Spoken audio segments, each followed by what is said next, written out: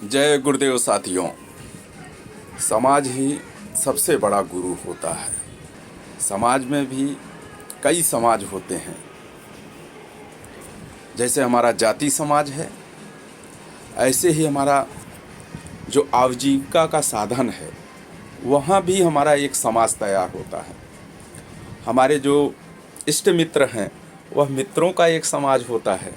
इसी तरह बहुत से हमारे जीवन में समाज होते हैं और हर समाज की अपनी एक मर्यादा होती है और उस मर्यादा को निभाना ही मनुष्य का प्रथम कर्तव्य है।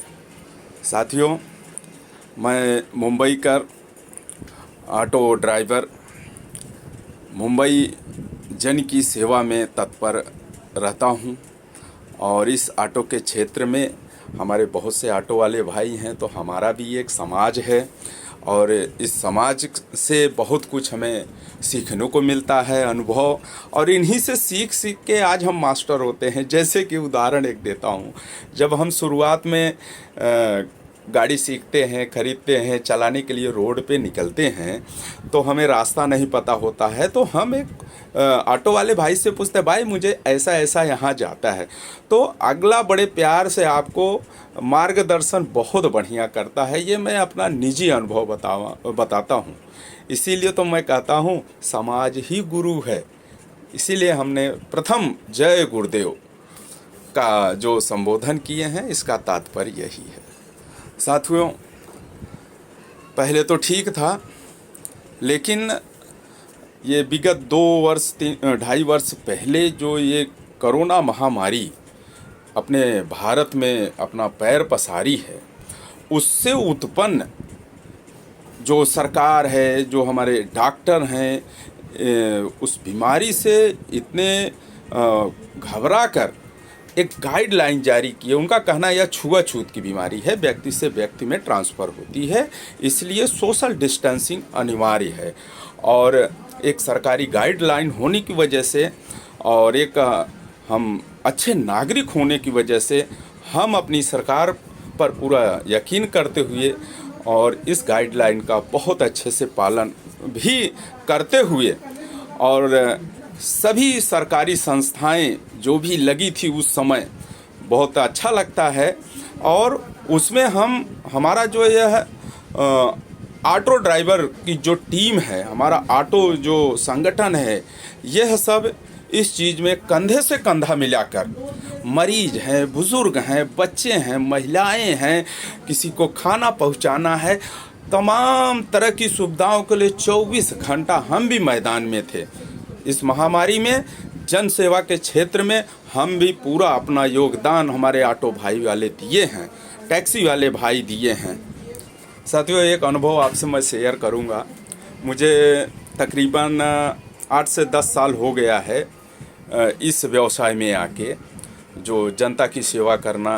ये ऑटो जो एक मुझे पदवी मिली है कि क्या बोलते हैं इसको, हाँ, पब्लिक सर्वेंट का दर्जा जो मिला है, बड़ा गर्व होता है जब समाज की सेवा करने का अवसर मिलता है।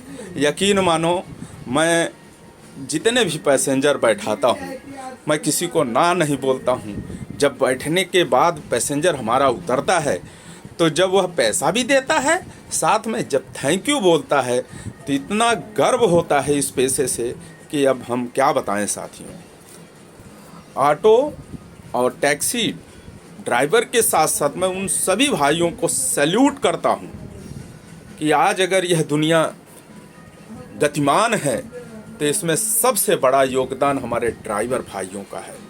कोरोना काल में हमारे ट्रक वाले भाई हों या टेम्पू वाले भाई हों, यह भी कंधे से कंधा मिलाकर सेवा देते रहे हैं और किसी भी क्षेत्र का सरकारी जो भी महकमा है, किसी से कम नहीं, सबसे बढ़ चढ़ कर सेवा हमारे ड्राइवर भाइयों ने दिया है। साथियों, जैसा कि आप लोग जानते ही हैं, जब लॉकडाउन लगा था 3-3, 4-4 महीने कितने लोग डर के गांव चले गए थे। उसके बाद भाई बैंक, जितनी भी ऑटो रिक्शा है, लगभग 90% तो लोन पे ही हैं कि किसी न किसी बैंक के माध्यम से सहयोग से ही हैं। अब उनका हफ्ता थकित हो गया लॉकडाउन खुलने के बाद बैंकें प्रेशर करने लगी। ठीक है, बैंक भाई पैसा दिए हैं वो तो वापस लेंगे, लेकिन उन्होंने भी काफ़ी सहूलियत दिया कि भाई धीरे धीरे लेकिन आप भरते रहो, धीरे धीरे, और पूरा सपोर्ट किए। अच्छा लगता है एक दूसरे का कोरोना के बाद सपोर्ट सहयोग करना चाहिए। लेकिन अभी कुछ 10 से 15 दिन में साथियों मन बड़ा व्यथित होता है। व्यथित इस बात का होता है कि किसी भी कारण से जेब्रा पे या सिग्नल पे या किसी भी कारण से फाइन है ऑटो रिक्शा पे, बहुत से भाइयों पे है। मैं देख रहा हूँ कि हवलदार जो पुलिस कर्मचारी लगे हैं यातायात विभाग में, ये 10-12 की संख्या में ऑटो रिक्शा को रोकते हैं और कहते हैं कि आपकी इतनी फ़ाइन है, और समय बर्बाद करते हैं, 1-1 2-2 घंटा रोक के रखते हैं, फिर उसके बाद छोड़ते हैं, लाइसेंस जमा कर लेते हैं। ये समझ में नहीं आ रहा है। और दूसरी बात क्या है भाई कि देखिए, मुंबई में कंपटीशन बहुत हो गया है हर धंधे में। अभी जैसे उदाहरण पे कंपटीशन तो जो है भाई हर सेक्टर में वो तो झेलना ही है, लेकिन कुछ सरकार की गलत नीतियों के कारण भी आज रिक्शा वाले और टैक्सी वाले भाइयों के रोजी रोटी पर के अस्तित्व पर खतरा आ गया है। बीएसटी की बसें जिसे बीएमसी ने गोद ले लिया है, जो छोटी वाली एसी बस चली है, किराया बहुत ही कम कर दिया गया है, 6 रुपया मात्र एसी में। तो वो अच्छी बात है, जनता को चीप एंड बेस्ट सेवा मिले, मैं इसका पक्षधर हूँ। लेकिन वह जो पैसा दिया जा रहा है वह बीएमसी जनता के टैक्स के पैसे से बीएमसी 65 रुपये किलोमीटर का धंधा दे रही है, घर बैठे उनको धंधा दे रही है। बड़े बड़े वो पूंजीपति जिन्होंने बस खरीद के लगा दिया है, 65 रुपये किलोमीटर कमा रहे हैं वो। लेकिन यह सरकार, यह शासन, यह प्रशासन, यह बीएमसी क्या कभी ऑटो रिक्शा और टैक्सी वालों के ऊपर ध्यान नहीं गया कि इनका गुजर बसर कैसे हो रहा है? साथियों, एक पुरानी कहावत है, कोई भी विचार हो, समय के अनुसार उस विचार के जो मायने होते हैं वह घटते और बढ़ते रहते हैं। एक चीज़ यहाँ मुंबई का एक यातायात विभाग का नियम है सरकारी कि आप लगेज जो सीट पे नहीं रख सकते हैं, पैर के पीछे ऑटो रिक्शा में जो जगह होती है उस जगह के रख के ले जा सकते हैं। लेकिन अभी क्या हो रहा है कि बहुत से ऐसे केस सामने और रिक्शे वाले भाई अपनी दुख को शेयर कर रहे हैं कि आज हवलदार ने 500 का फ़ाइन मार दिया, 700 का फ़ाइन मार दिया, 100 रुपये मांग रहा था नहीं दिया, था ही नहीं तो देंगे कहाँ से? 300-400 का दिन में पूरे धंधा हो रहा है तो कहाँ से इनको देगा? तो 500 की फ़ाइन उनको मार देते हैं, मोबाइल पे मैसेज आ जाता है, अब 15 दिन का टाइम मिलता है, आप लाइसेंस को छुड़ा लीजिए नहीं तो यह कोर्ट में जाएगा। तो बताओ भाई, क्यों ऑटो वालों को परेशान किया जा रहा है? अरे इतना परेशान तो वो बैंक के नहीं जो रिक्शे पे लोन दिए हैं इतना परेशान नहीं करती हैं जितना परेशान ये सरकारी महकमा कर रहा है। बहुत दुख होता है साथियों, अपने जब भाई का दुख देखते हैं, या स्वयं का दुख भी तो दुख ही है। लेकिन मुझे गर्व है कि आज से 6-7 महीना पहले सरजीराव कांबले साहब से हमारी मुलाकात हो गई थी और उन्होंने एक यालगार मंच का जो निर्माण किए हैं, स्थापना किए हैं, उसकी जो विचारधारा है, जो कार्यशैली है, उसको हमारे सामने रखे थे। मैं तुरंत प्रभावित हुआ था उस चीज़ से और संगठन से उसी वक्त हम जुड़े थे। आज साथियों वह मंच जो है आज मेरी आवाज़ बन रहा है। ऐसी समस्याओं को श्री सरजी राव साहब को हमने सूचित किया, कांबले साहब को, तो उन्होंने मुझे आश्वासन दिए कि राजेश जी आप अपनी बातों को मीडिया के माध्यम से संगठन आप पहुंचाइए समाज तक, संगठन आपकी आवाज़ को जन जन तक, सरकार तक पहुंचाएगा और सभी को इस पर विचार करना होगा। अपना जो हक है, जो अधिकार है, वह लेना ही हमें पड़ेगा, क्योंकि यह हक अधिकार कोई गिफ्ट में नहीं देगा साथियों। हक का अधिकार हम पूरे कर्तव्य निष्ठा के साथ मांग रहे हैं, ऐसा नहीं हम अपने कर्तव्य से भाग रहे हैं। 24 घंटा हम भी ऑटो रिक्शा सेवा मुंबई में दे रही है कि नहीं दे रही है? बस भी बंद हो जाती है 3 घंटे के लिए, ट्रेन भी बंद हो जाते हैं, रिक्शा बंद होती है क्या? जो 24 घंटा समय दे सरकार ने उसके साथ क्यों सौतेला व्यवहार कर रही है? क्यों सरकारी नौकर अछूतों की तरह व्यवहार करते हैं? हम भी पब्लिक सर्वेंट हैं, हमको भी दर्जा मिला हुआ है। साथियों, एल्गार यूनियन,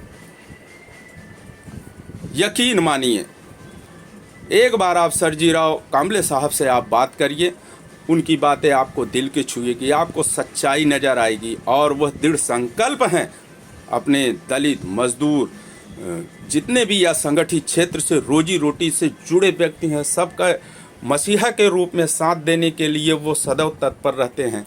आज यह वीडियो हम उन्हीं के कहने पे बना रहे हैं कि अपनी आवाज़ अपनी आवाज़ स्वयं की आवाज़ आप बनिए। हम कब तक आपकी आवाज़ बनेंगे?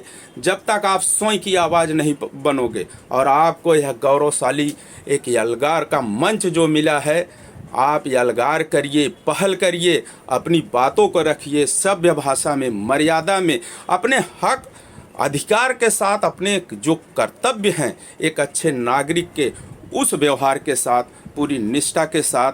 साथियों, ये अपने से जो सुविधाएं, जिसलिए हम हक अधिकार की बात कर रहे हैं, अब आपको एक ऐसी कुछ हमारे पास विचार है जो सरकार तक जानी चाहिए आवाज़। अभी जैसे साथियों, कोरोना के बाद कहीं न कहीं हर व्यक्ति इससे प्रभावित है रोजी रोजगार को लेके। देखिए क्या होता है, आज बस जो है एकदम सस्ती सेवा दे रही है बीएमसी की मेहरबानी से। ऑटो रिक्शा का जो फेयर है मिनिमम 21 रुपये है। आज लोग कतराते हैं, क्यों? पहले तो नहीं कतराते थे, लेकिन अब कतराने लगे हैं क्योंकि जेब में पैसा नहीं है, तो वो घंटों भर खड़ा रहेंगे लेकिन बस से जाएंगे। आज इतनी लाइन बसों में, यकीन मानिए, अंधेरी स्टेशन पे आप सब, मैं रहता हूँ यहीं देखता हूँ, कोई गाइडलाइन कोरोना का पालन नहीं होता। बसें ठूस ठूस के जाती हैं, लेकिन थोड़ा फेयर महंगा होने की वजह से वो पैसेंजर वहीं हम खड़े रहते हैं, लेकिन हमारी रिक्शे की तरफ नहीं आते हैं। हमने सरकार से कई बार मांग भी किया, लेकिन हमारी आवाज़ नहीं पहुँची थी। आज मुझे यलगार मंच के माध्यम से अपनी बात को मैं रखना चाहूँगा कि जो भी अभी फेयर सिस्टम है मीटर का 21 रुपये का, जो भी सिस्टम है, ये इसका स्वागत है, इसको रहने दीजिए। प्लस हमें एक ऑप्शन और दीजिए, हमें शेयरिंग मीटर का भी सिस्टम दीजिए। शेयरिंग मिस्टर दोनों का चलेगा। जिसे प्राइवेट जाना है वो भी 21 रुपये किलोमीटर में, भाई उसका जो फेयर है 1.5 किलोमीटर का 21 रुपये, वो नॉर्मल वो जाएगा। भाई जिसे पर्सनल जाना है पर्सनल जाए, और जिसे शेयरिंग जाना है वह भी बैठ के शेयरिंग नुमा भी जा सकता है। 7 रुपये पर किलोमीटर।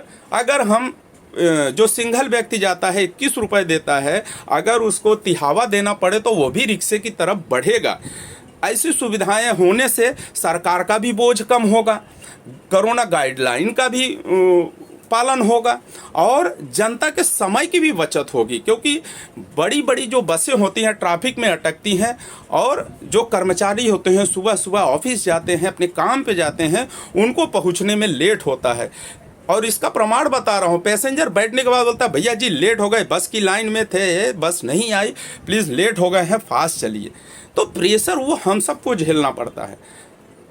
तो समय की मांग है कि जब हमारे पास सुविधाएं हैं तो उसका उपयोग सरकार को करना चाहिए, और ये जल्द से जल्द हमें इस तरह के भी एक ऑप्शन देना चाहिए ताकि हम भी जनता को अच्छी सेवा, सस्ती सेवा दे सकें। लोग हमसे भी जुड़े, आज हमसे दूर जा रहे हैं।